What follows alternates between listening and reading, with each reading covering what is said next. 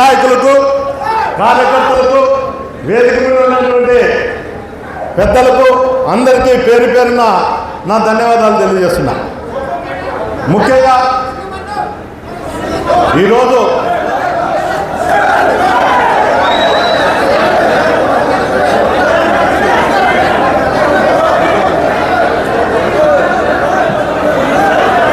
మనము కమిటీ వేసుకునే దానికోసము ఈ కార్యక్రమం నిర్వహించినాము. దానికి క్షుణ్ణంగా మన సోదరుడు భాస్కర్ అన్న అందరూ కూడా క్షుణ్ణంగా మీకు చెప్పడం జరిగింది. దాన్ని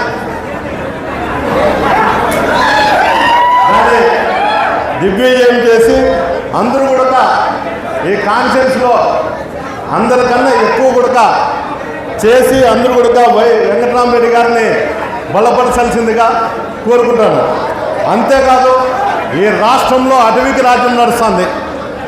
ప్రతిరోజు కూడా మాజీ ఎమ్మెల్యేల పైన, వైఎస్ఆర్సీపీ కార్యకర్తల పైన నిత్యం గొడవలు జరుగుతున్నాయి.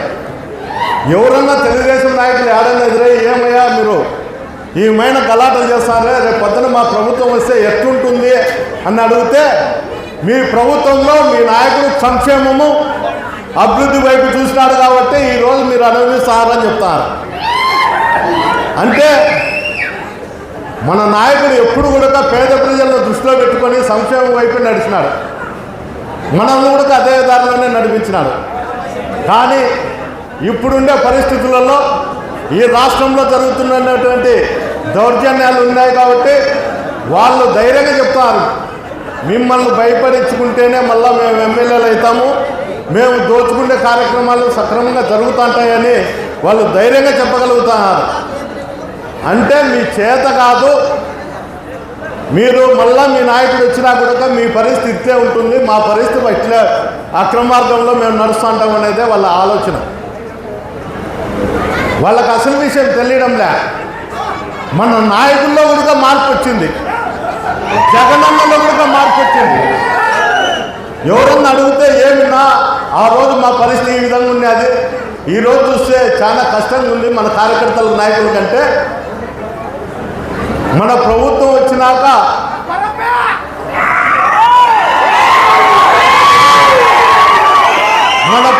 వచ్చిన తర్వాత సర్వస్వం మీరే. మన కార్యకర్తల నాయకులు ఏమి చేసినా మన అండదండలు ఉంటాయనేదే ఆయన ఆలోచన. నేను ఒకటే చెప్తున్నా, వైఎస్ఆర్సీపీ నాయకులు కానీ కార్యకర్తలు కానీ భయపడే పరిస్థితి లేదు. భయపడాల్సిన అవసరం కూడా లేదు. ఎందుకు చెప్తున్నా అంటే ఏమి చేసినా ఓరుకుంటారు వైఎస్ఆర్సీపీ కార్యకర్తలు అనుకుంటారు, ఎవరు ఓరుకుంటారు. మనకు కూడా చీమునెత్తనుంది.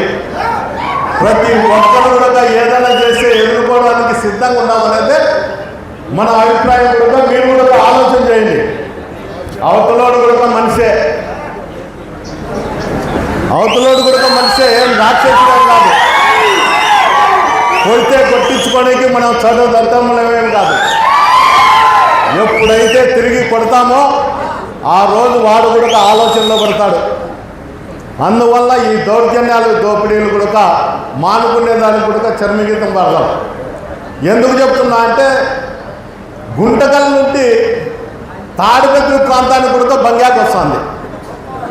అంటే బంగాకుకు ప్రసిద్ధి చెందుతుంది. ఇక్కడ ఈ రైల్వే జంక్షన్లు ఉన్నాయి కాబట్టి ఎక్కడి నుంటో అక్కడి నుండి ఇక్కడ వస్తే ఇక్కడ ఉన్నటువంటి రాజకీయ నాయకులు ఈ బంగాకు వ్యాపారం చేస్తున్నారు. జిల్లా వ్యాప్తంగా దీన్ని తీసుకుపోయి వ్యాపారం చేస్తారు. మీకు అందరికీ తెలుసు, 2 రోజుల కిందనే యాడికిలో ఇప్పుడు దొరికారు.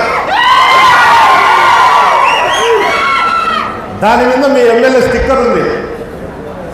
అంటే ఎంత నీచుకునే మాత్రమే వాళ్ళు ఉండరు తప్ప ఎప్పుడు కూడా ప్రజల వైపు చూసే పరిస్థితి కూడా వాళ్ళు లేరు.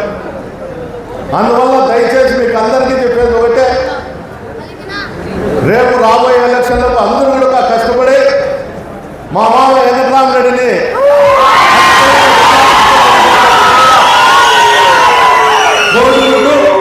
ఈ అవకాశం ఇచ్చినటువంటి ప్రతి ఒక్కరికి కూడా పేరు పేరున్న ధన్యవాదాలు తెలుపుకుంటూ సెలవు తీసుకుంటున్నాను.